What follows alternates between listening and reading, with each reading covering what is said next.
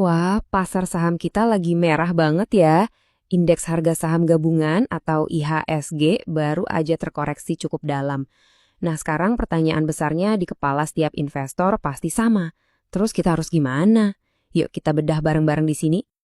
Nah, ini dia nih dilema utamanya. Semua indikator teknikal seakan-akan teriak oversold atau jenuh jual. Tapi pertanyaannya, apakah ini beneran kesempatan buat kita serok saham bagus dengan harga diskon?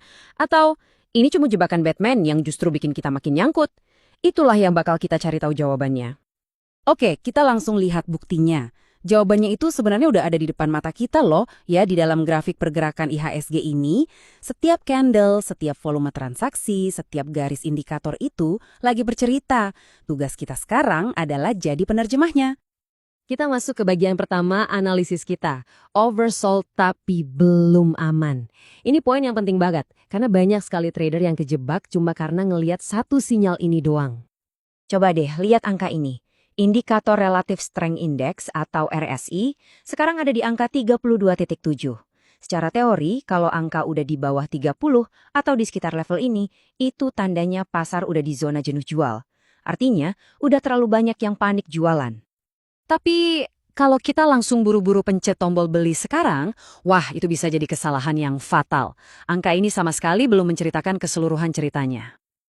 Ada beberapa lampu kuning yang harus kita perhatikan. Pertama, investor asing itu masih jualan gede-gedean. Kita ngomongin belasan triliun rupiah loh dalam beberapa minggu terakhir. Kedua, setiap kali harga coba naik, coba deh perhatiin, volume transaksinya tipis banget. Ini nunjukin kalau minat belinya belum kuat. Ditambah lagi, indikator momentum penting kayak MACD juga masih nunjuk ke bawah. Simpelnya, fondasi buat balik arah itu belum kokoh sama sekali. Oke, sekarang kita geser sedikit ya. Dari gejala teknikal di pasar, kita coba lihat akar penyebab dari semua kegelisahan ini. Bagian 2, faktor ketidakpastian dari MSCI. Ini krusial banget karena status dari MSCI ini bisa nentuin miliaran dolar dana asing bakal masuk atau malah cabut dari pasar kita. Untungnya, otoritas kita nggak tinggal diam. OJK dan BI itu proaktif banget. Mereka langsung ngobrol sama MSCI buat ngatasin kekhawatiran mereka, terutama soal transparansi. Di sisi lain, Bank Indonesia juga terus kerja keras jaga stabilitas. Ini semua langkah penting buat bangun lagi kepercayaan investor jangka panjang. Namun, ada satu masalah krusial dengan semua tindakan bagus ini, terutama kalau kita lihat dari kacamata jangka pendek. Jadi, intinya tuh gini, semua kebijakan itu butuh waktu, nggak bisa simsalabim langsung terasa dampaknya. Sementara itu, periode peninjauan MSCI baru akan selesai pada Mei 2026. Nah, pasar itu paling benci yang namanya menunggu dalam ketidakpastian. Jadi, gejolak yang kita lihat sekarang ini, yaitu harga yang harus dibayar pasar untuk sebuah ketidakpastian. Oke, kita udah paham situasinya. Ya, sisi teknikalnya dapat, sisi fundamentalnya juga dapat.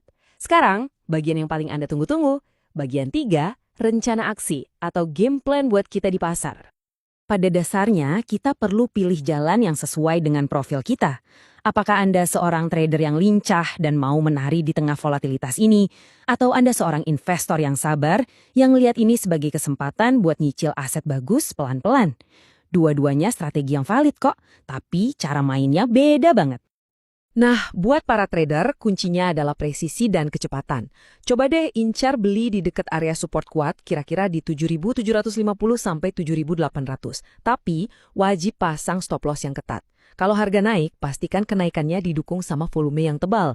Pasang target profit di area resistance, misalnya di 8.200 atau 8.350.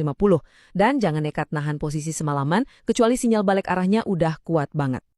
Oke, sekarang untuk para investor, kata kuncinya bada, disiplin, dan sabar. Pakai metode pembelian bertahap. Coba mulai cicil porsi pertama di saham-saham defensif pas harga dekat-dekat support 7.800.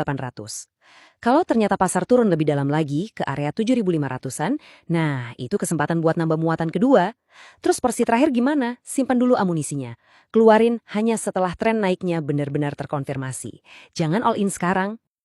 Kita sampai di bagian terakhir, dan mungkin ini yang paling penting dari semuanya. Karena ini bukan lagi soal grafik atau berita, tapi soal apa yang ada di dalam kepala kita. Bagian 4, keunggulan pola pikir atau mindset. Penting banget buat kita paham ini. Pasar yang lagi anjlok itu bukan berarti dia lagi gila atau irasional, bukan. Pasar itu cuma lagi ngejalanin tugasnya, yaitu memberikan harga pada sebuah resiko dan ketidakpastian. Jadi reaksinya itu sebetulnya logis terhadap informasi yang belum lengkap. Poin utamanya adalah ini. Kita nggak bisa ngontrol apa keputusan MSCI nanti, kita juga nggak bisa ngontrol aliran dana asing mau masuk atau keluar, apalagi ngontrol berita utama besok pagi. Jadi, fokuskan energi kita pada apa yang bisa kita kontrol, yaitu titik masuk kita, ukuran posisi kita, manajemen resiko kita, dan yang paling penting, kesabaran kita.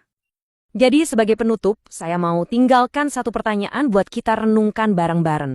Di tengah pasar yang lagi gonjang-ganjing kayak sekarang, kira-kira keunggulan terbesar kita itu datang dari strategi trading yang paling canggih atau justru dari disiplin kita untuk tetap berpegang teguh pada rencana yang udah kita buat?